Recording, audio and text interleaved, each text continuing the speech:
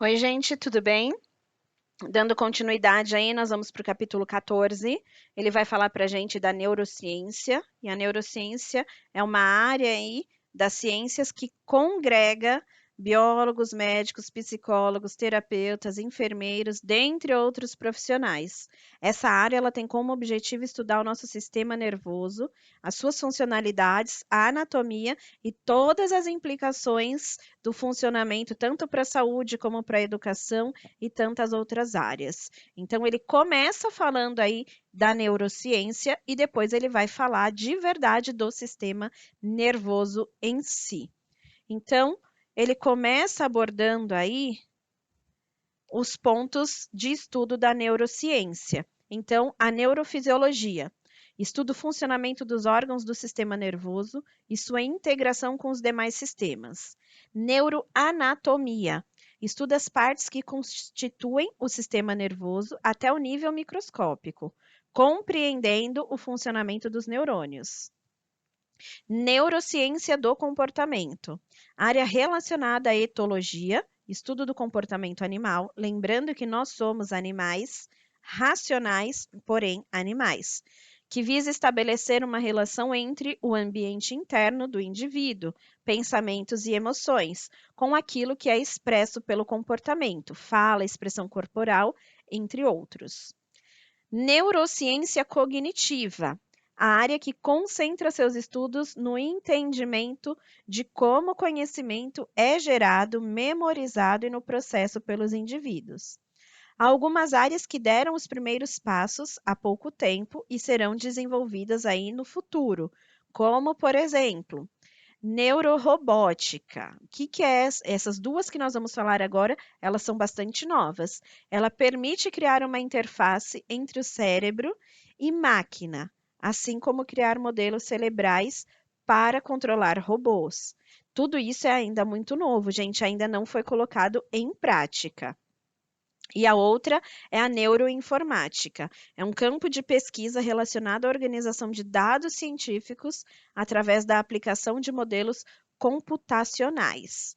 Tudo isso é muito novo ainda. O termo neurociência, ele surgiu na década de 70 e ele servia aí para unir áreas já mais antigas, como a fisiologia e a neurologia. Apesar de ser uma área relativamente nova, os impactos da neurociência, eles são reconhecidos principalmente na área da educação, porque entendendo como o cérebro aprende, é possível criar metodologias de ensino e aprendizagens mais eficientes.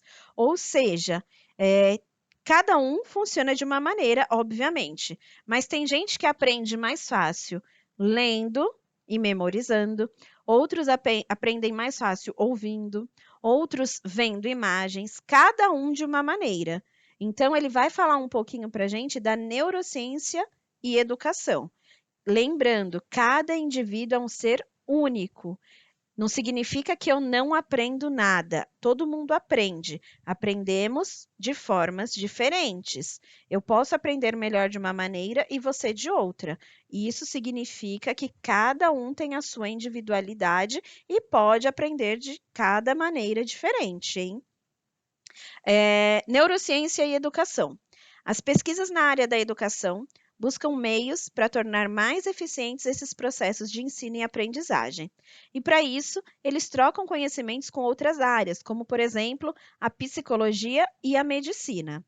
Eles buscam responder perguntas como: o que interfere no processo de aprendizagem? Como se dá o processo de retenção de uma informação?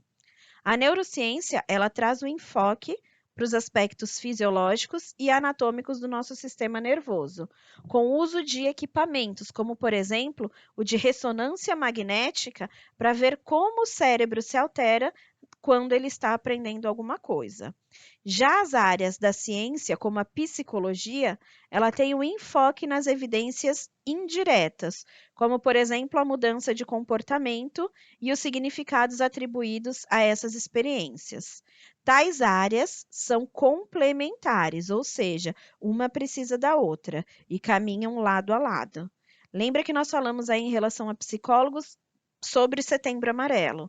Psicólogo não é uma coisa de doido. O psicólogo ele vai servir para estudar aí o nosso comportamento também. E ele continua: quando o indivíduo aprende, a retenção de informação pode causar mudanças de comportamento. Atualmente, a neurociência, ela está confirmando o que os psicólogos já tinham observado. A emoção interfere no processo de aprendizagem e ensino. Ou seja, quando você está mais feliz, quando você está de bem com a vida, vamos dizer assim, você consegue aprender mais.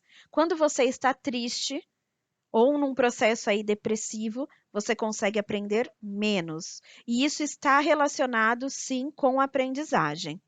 Além da emoção, nós podemos citar ainda a motivação, a atenção, a memória, o sono, a plasticidade neural como processos neurais que têm ligação direta com a aprendizagem. Ou seja, não é apenas o seu estado que vai te fazer aprender ou não, é um conjunto de coisas que vai fazer com que você aprenda mais ou menos. Hoje nós temos neurocientistas que pesquisam cada um desses mecanismos neurais para poder desvendar e auxiliar a gente no processo de educação. O que podemos concluir com essas pesquisas é que as escolas precisam se atualizar nas metodologias de ensino, colocando aí novas práticas e uso de novos meios de comunicação. Hoje nós usamos aí como meio de comunicação uma ferramenta que antes nós não utilizávamos, o WhatsApp, por exemplo, por onde eu mando o link das aulas para vocês. Não faço parte do grupo, mas mando para um aluno e esse aluno distribui para todos os outros. Então, isso já é uma nova ferramenta aí de comunicação entre nós. E por fim, ele vai falar para a gente da neurociência.